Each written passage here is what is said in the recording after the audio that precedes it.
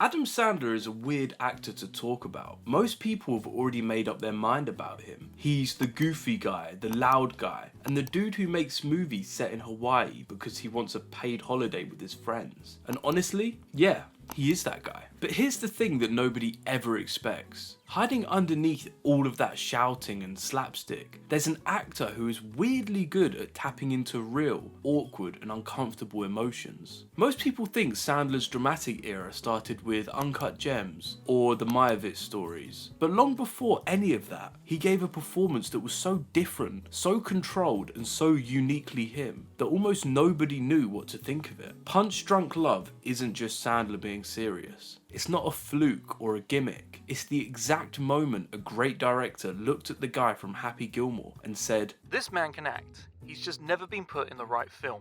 This movie didn't reinvent Adam Sandler, it revealed him.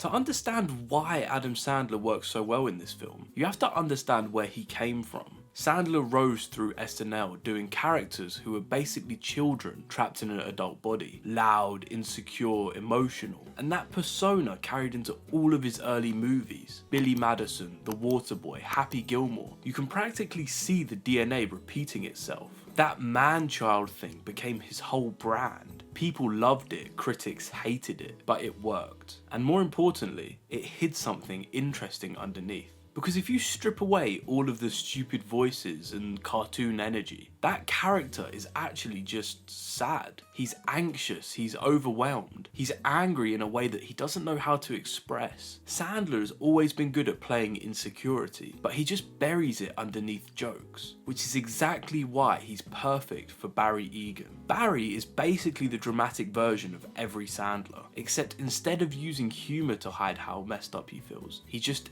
is messed up. The social awkwardness, the bottled up rage, that need to be loved, the fear of being seen. Sandler has been playing these traits for years. Punch Drunk Love just lets him play them for real instead of for a joke. Paul Thomas Anderson wrote the part for Sandler, but stripped away everything that made it safe and funny. And what's left is honestly one of the most painfully human performances of the 2000s. Paul Thomas Anderson didn't just cast Adam Sandler, he hunted him down. At this point in his career, he'd already made Boogie Nights and Magnolia. He was the guy, the new generation Scorsese. So when he said he was writing his next film for Adam Sandler, people thought he'd actually lost his mind. But Paul Thomas Anderson wasn't being ironic or trying to elevate low art. He genuinely believed Sandler had something that nobody else saw. Paul Thomas Anderson has said in multiple interviews that he always watched Sandler's movies and he noticed this weird vulnerability buried under the jokes, a kind of sadness or fear that accidentally slipped through.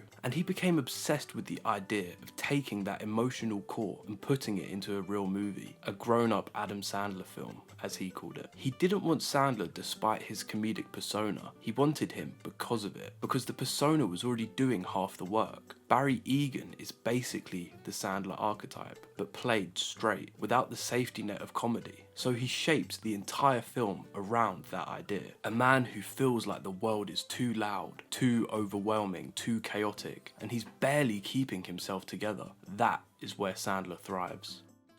Sorry to interrupt, but if you're liking this video, make sure you give it a like and hit the subscribe button. Now, back to the video. Punch Drunk Love is one of the strangest romantic films ever made. It's awkward, it's surreal, it's kind of beautiful, and it feels like it's permanently on the edge of a panic attack, which is exactly why Sandler's performance hits as hard as it does. Barry Egen is a pressure cooker. Every scene is built to make you uncomfortable. The music is jittery and chaotic. The camera crowds him. Characters constantly interrupt him, talk over him, dismiss him, embarrass him. You can literally feel Barry shrinking into himself. And Sandler nails this. He plays Barry like it's someone who's terrified of taking up space until his emotions explode out of him in these sudden moments of rage. It's the same anger he channels in his comedies, except here it's actually scary. The tone mirrors Barry's internal world. Paul Thomas Anderson uses the world around Barry like a psychological weapon.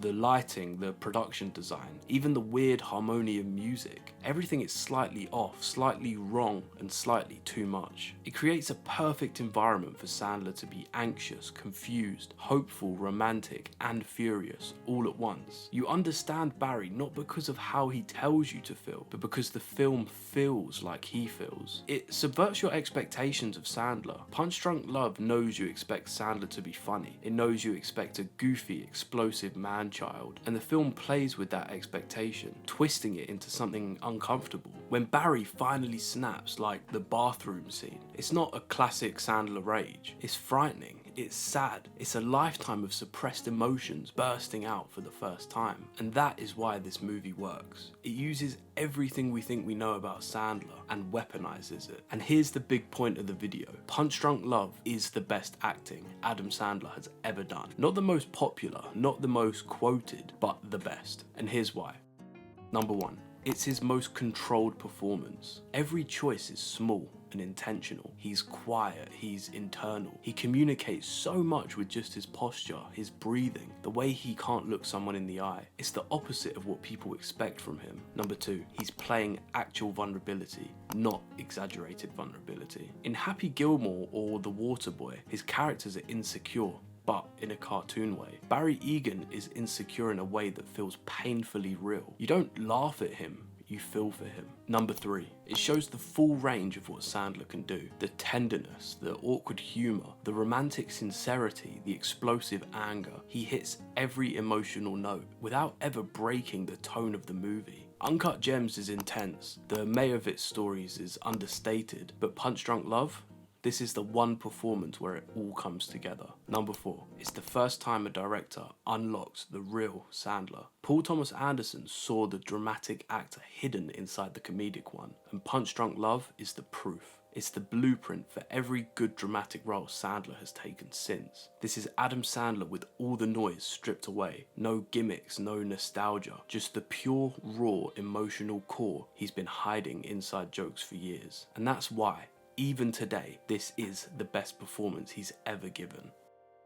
Punch Drunk Love didn't turn Adam Sandler into a serious actor overnight. In fact, most people just kind of ignored it. The movie didn't blow up at the box office. I mean, critics liked it, but audiences didn't really know what to make of it. And after it came out, Sandler went straight back to making broad comedies. If you look at his filmography, it almost feels like Punch Drunk Love never happened. But here's the thing, it did matter. It just took about a decade for everyone else to catch up. Because once you've seen Punch Drunk Love, you start noticing something. Sandler actually has a dramatic gear, and slowly other filmmakers started noticing it too. You don't get the Mayovitz stories without this film, and you definitely don't get Uncut Gems without this film. Punch Drunk Love planted the seed for serious Sandler, and it's the reason studios, directors, and even audiences eventually realized, oh, this guy can actually act. It may not have changed his career immediately, but it changed the conversation around him.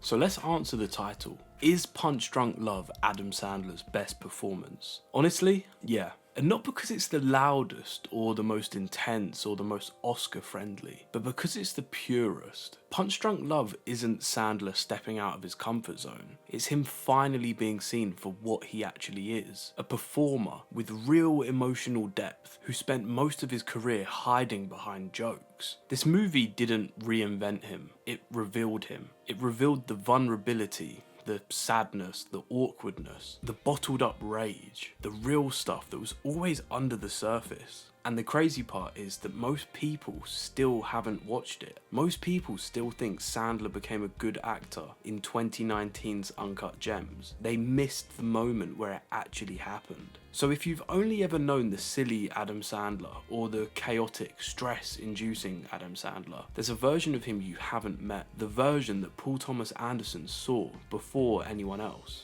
And that version is in Punch Drunk Love, the best Adam Sandler performance you probably missed.